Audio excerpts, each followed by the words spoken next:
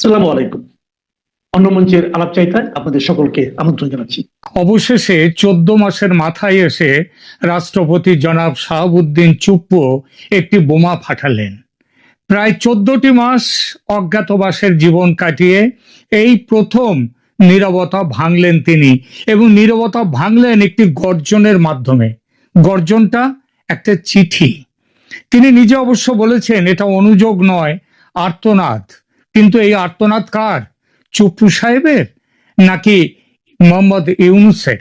এই চিঠি আসলে আর্তনাদ নাকি গর্জন, কোনটা করেছেন চুপ্পু সাহেব সেটা নিয়ে আলোচনা করার যথেষ্ট কারণ আছে। 3 দিন আগে 28শে সেপ্টেম্বর পররাষ্ট্র উপদেষ্টা মোহাম্মদ তৌহিদ হোসেনের উদ্দেশ্যে লিখিত রাষ্ট্রপতি মোহাম্মদ শাহাবুদ্দিন চুপ্পুর এই চিঠিটিতে তিনি বিশ্বব্যাপী বাংলাদেশি দূতাবাস ও কনসুলেট অফিস থেকে তার প্রতিকৃতি সরানোর বিষয়ে গভীর ক্ষোভ ও আক্ষেপ প্রকাশ করেছেন। চিঠিতে তিনি লিখেছেন, রাষ্ট্রপতির আসনে আসীন এবং দায়িত্ব পালনরত দেশের রাষ্ট্রপতি যেন অপদস্থ না হয়, সেজন্য কি কিছু কৌশলী পদক্ষেপ নেওয়া যেত না? মানে ভদ্রভাবে সে কাজটা কি করা যেত না? রাষ্ট্রপতি তার সাংবিধানিক দায়িত্ব পালনের কথা উল্লেখ করে এই চিঠিতে লিখেছেন, আমি রাষ্ট্রপতি হিসেবে সাংবিধানিক দায়িত্ব নিষ্ঠার সাথে পালন করে যাচ্ছি, সরকারকে সর্বাত্মক সহযোগিতা করছি। স্বাধীনতার পর হতে অদ্যাবধি যা হয় নাই তাই করছি। প্রায় অর্ধ শতাধিক অর্ডিন্যান্স জারি করে সরকারকে আইনগত পূর্ণ সহযোগিতা করছি। সরকার আইনগতভাবে সবল অবস্থানে আছে। তিনি জুলাই অভ্যুত্থানের সময় তার ভূমিকার কথা স্মরণ করিয়ে দিয়ে বলেছেন, 5 আগস্ট থেকে 8 আগস্ট 2024 পর্যন্ত দেশের সংকটকালে আমার কার্যক্রম প্রণিধানযোগ্য। সরকারের ওই কোনো ছবি না টানানোর যে জিরো পোর্ট্রেট নীতি, সেই নীতির প্রতি সমর্থন জানিয়েও তিনি আক্ষেপ করেছেন, আমি তো আবদার করি নাই যে আমার ছবিকে দায় মুক্তি দেয়া হোক। আমার ছবি অপসারণের ক্ষেত্রে এই নীতি কৌশলে যদি বাস্তবায়ন করা হতো, কৌশলে বাস্তবায়ন করলে গণমাধ্যমের খোরাক হওয়া এড়ানো যেত। এক্ষেত্রে মানসিকভাবে আমার পূর্ণ সহযোগিতা থাকতো। সবচেয়ে তাৎপর্যপূর্ণ অংশে তিনি লিখেছেন, এক রাতের মধ্যে একেবারে প্রতিযোগিতামূলকভাবে আমার ছবিটি অপসারিত হয়ে শুধু গণমাধ্যমের উপজীব্য নয়, বরং সামাজিক যোগাযোগের মাধ্যমে বিশ্বব্যাপী আমার সম্মান ভুলুণ্ঠিত হলো।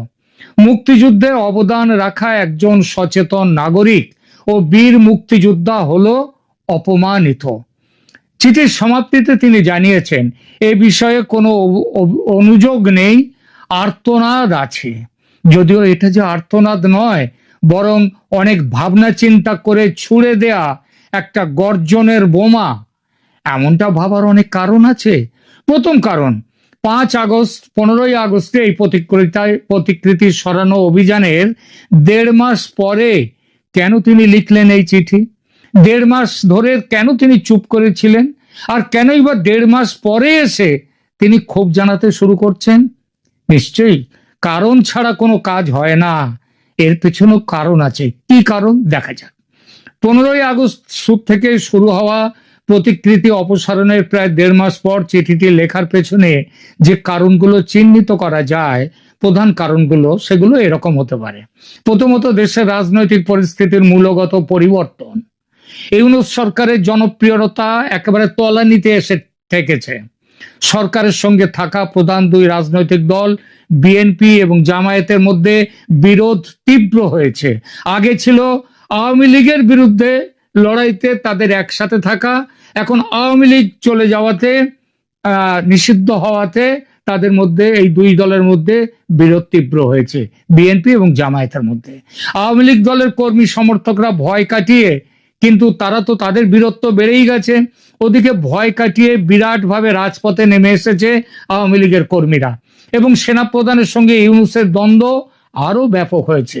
যে ছাত্র জনতা রাষ্ট্রপতির পদত্যাগ নিয়ে সোচ্চার ছিল কয়েক মাস আগে, তাদের নবগঠিত রাজনৈতিক দল এনসিপির জনপ্রিয়তা সেই যে এখন শূন্যের কাছাকাছি, সেটাও স্পষ্ট হয়ে উঠেছে। সব মিলিয়ে নিজেকে অ্যাসার্ট করার, নিজেকে প্রতিষ্ঠিত করার উপযুক্ত সময় এগিয়ে এসেছে রাষ্ট্রপতি শাহাবুদ্দিন চুপ্পুর কাছে। তিনি বুঝেছেন এই মুহূর্তে তার পদত্যাগের দাবি তোলার রাজনৈতিক ক্ষমতা বা সাহস কোনো দলের বা কোনো সংগঠনের নেই। এই যে অবস্থা, এটা তাকে মুখ খুলতে সাহস জুগিয়েছে। দ্বিতীয়ত, ইউনূস সরকারের উপর নির্বাচন নিয়ে একটা আন্তর্জাতিক চাপ ক্রমশই একবারে ইউনূসের গলার ফাঁস হয়ে বসছে। নির্বাচন না করার ইউনূসীয় সব ফন্দি ফিকির নাকাম হয়ে গেছে।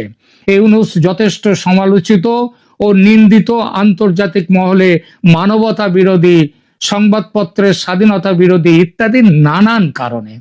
এই সত্য যত প্রকট হচ্ছে তত বাড়ছে রাষ্ট্রপতির সাহস। এই চিঠি বাইরে বেরিয়ে আসার পরেও সরকারের উপদেষ্টারা সমালোচনায় ফেটে না পড়ে যেভাবে মুখে কুলুপ এঁটেছে, তাতে বোঝা যায় যে সমালোচনার সাহসটুকুও এই সরকারে যারা এখন আছে তাদের আর নেই। কেন নেই সাহস? কেন ভয় এত? সে কারণ তো সহজবোধ্য।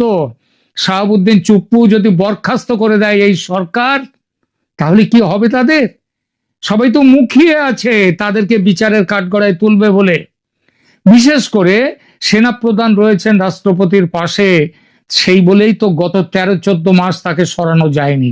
এটা নতুন করে বলার দরকার তো পড়ে না। জনাব শাহাবুদ্দিন সাহেবের হঠাৎ এখন খোলস ছেড়ে বেরিয়ে আসার তৃতীয় কারণ, নির্বাচনে আওয়ামী লীগের অংশগ্রহণের সম্ভাব্যতা দিনকে দিন উজ্জ্বল হয়ে ওঠা। আন্তর্জাতিক মতামত ক্রমশ জোরালো হয়ে উঠছে যে আওয়ামী লীগকে নিয়ে নির্বাচন অনুষ্ঠিত করতে হবে। এমনকি আমেরিকাকেও বাধ্য হয়ে সায় দিতে হচ্ছে এই মতে। ইউনূস সাহেব নিজে নিউ ইয়র্কে বসে বলেছেন, যে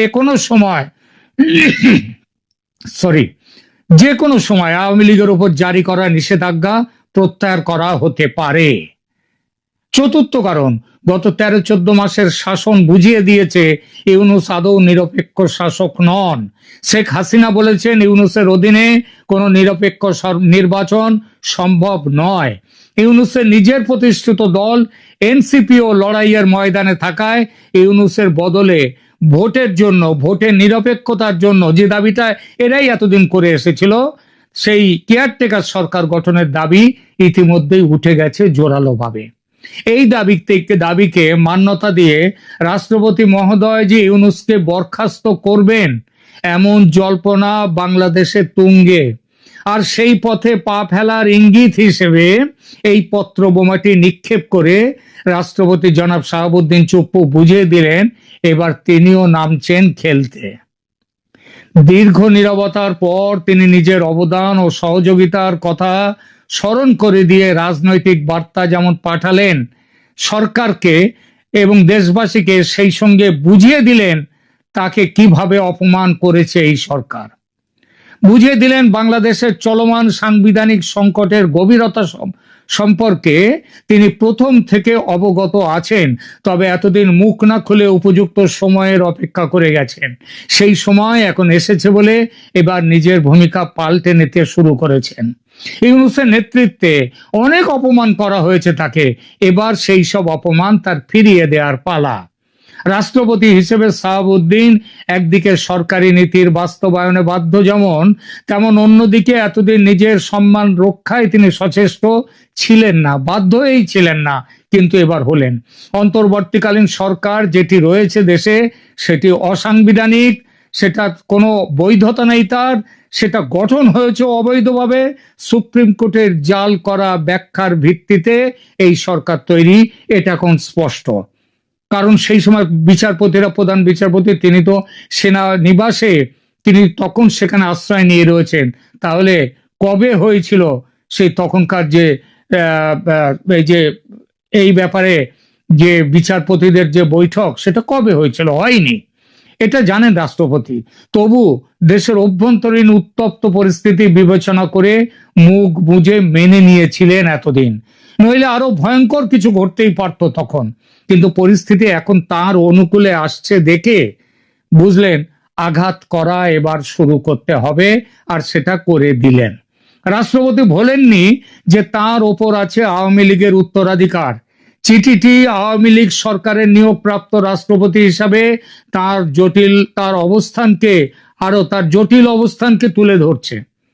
জুলাই বিপ্লবের পর তিনি একদিকে নতুন সরকারের সাথে সহযোগিতা করেছেন, অন্যদিকে নিজের পূর্ববর্তী সংযোগের জন্য অর্থাৎ আওয়ামী লীগের সঙ্গে তার সংস্রবের জন্য তিনি সমালোচিত হয়েছেন, কিন্তু মুখ বুজে সহ্য করে গেছেন। রাজনৈতিক বিস্ফোরণের সম্ভাবনা নিয়ে এই যে সম্ভাবনা হচ্ছে এই চিঠি প্রকাশের পরেও রাষ্ট্রপতির পদত্যাগের দাবি কেউ করতেই পারেন, দু একজন, তবে জোর নেই সে দাবিতে। বিএনপি যদিও রাষ্ট্রপতি অপসারণের বিপক্ষে অবস্থান নিয়েছে, তবে এই সিদ্ধান্ত ওই রাষ্ট্রপতির পদের গরিমার কথা ভেবে নেই, বরং তারা তাদের নিজস্ব রাজনৈতিক স্বার্থের কথা ভেবেই এই সিদ্ধান্ত নিয়েছে। দলটি যদি মনে করে রাষ্ট্রপতির অপসারণ হলে সাংবিধানিক সংকট তৈরি হবে না, তাহলে তারা আবার পিছিয়েও চলে যাবে, অন্য ব্যবস্থা নেবে। সুতরাং ভবিষ্যতে নির্বাচনের পক্ষে মোহাম্মদ ইউনূস যেভাবে মির্জা ফখরুল ইসলাম আলমগীরকে প্রায় ব্ল্যাকমেল করে নিউ ইয়র্কে নিয়ে গেছিলেন, তাতে ইউনূসের উপর বেজায় চটেছে বিএনপি নেতৃত্ব। এখন বিএনপি ফখরুল আলমগীরকে শিক্ষা দেওয়ার সঙ্গে সঙ্গে কড়া বার্তা দিতে চায় মোহাম্মদ ইউনূসকেও। রাষ্ট্রপতি বিষয়ক এই বিতর্ক অন্তর্বর্তীকালীন সরকারের জন্য অতিরিক্ত চাপ সৃষ্টি করেছে, এবং আগামীতে যে এই চাপ ক্রমশ বাড়বে সেটা বলা বাহুল্য। এই চিঠি ভবিষ্যতের রাজনৈতিক সংকটের পূর্বাভাস দিচ্ছে। রাষ্ট্রপতি শাহাবুদ্দিনের এই আর্তনাদের চিঠিটি শুধু ব্যক্তিগত ক্ষোভের প্রকাশ নয়, বরং বাংলাদেশের চলমান রাজনৈতিক সংকটের একটি গুরুত্বপূর্ণ দলিল। এটি জুলাই ষড়যন্ত্র পরবর্তী বাংলাদেশের রাজনৈতিক পুনর্বিন্যাসের জটিলতা এবং ভবিষ্যতের সম্ভাব্য রাজনৈতিক অস্থিরতার ইঙ্গিত বহন করে। এবার স্বাভাবিকভাবেই প্রশ্ন উঠতে পারে, এরপর রাষ্ট্রপতি কি করবেন? নিশ্চিতভাবেই বলা যায়, রাষ্ট্রপতি শাহাবুদ্দিনের বর্তমান ক্ষমতার পেছনে আছেন সেনাপ্রধান ওয়াকারুজ্জামান। দুজনেই দুজনের কাছে অপরিহার্য। এ থাকলে ও থাকবে, ও থাকলে এ থাকবে। ইউনূস যদি সেনাপ্রধানের সঙ্গে সুসম্পর্ক বজায় রাখতেন, তাহলে আজ যে নড়বড়ে জায়গায় তিনি পৌঁছে গেছেন সেটা হতো না। কিন্তু ইউনূস সাহেব সুযোগ পেলেই অপমান করেছেন সেনাপ্রধানকে, গুরুত্ব দেননি তার কথা। নির্বাচন নিয়ে তুঙ্গে উঠেছে দুজনের মনোমালিন্য। সেনাপ্রধান চেয়েছিলেন এবছর ডিসেম্বরের মধ্যে নির্বাচনের কাজ শেষ হোক। নিজের ক্ষমতা বোঝাতে ইউনূস সেটা নিয়ে গেছেন ফেব্রুয়ারির প্রথম সপ্তাহে। অথচ 1.5 মাস আগে ডিসেম্বরে ভোট করলে কোনো ক্ষতি কিন্তু হতো না, এমন কিছু জলদিও সেটা হতো না। ইউনূস রাজি হননি, কারণ তিনি দেখাতে চেয়েছেন যে তিনি বস। এখন সেনাপ্রধানের কাছেও এটা হয়ে উঠেছে প্রেস্টিজ ইস্যু। তিনি দেখিয়ে দেবেন ইউনূস সরকারের মাথা হয়ে, ইউনূস সরকার যে আজকে মাথা হয়ে বসেছে দেশে, সেটা বসেছে তাঁরই দৌলতে। তিনি বসিয়েছেন বলেই এবার ওয়াকারুজ্জামান চাইবেন ডিসেম্বরেই ভোট করতে। আর এটা করতে গেলে ইউনূসের অন্তর্বর্তী সরকার হটিয়ে ভোটের জন্য কেয়ারটেকার সরকার আনতে হবে। মোহাম্মদ ইউনূস প্রভাব খাটিয়ে কেয়ারটেকার সরকারের আদালতের শুনানি গত মাসে করেননি, পিছিয়ে দিয়েছেন অক্টোবরের শেষে হবে এই শুনানি। এবার সে শুনানি যাতে না পেছায় তার ব্যবস্থা করতে ইতিমধ্যে প্রধান বিচারপতির সঙ্গে বৈঠক করে এসেছেন ওয়াকারুজ্জামান।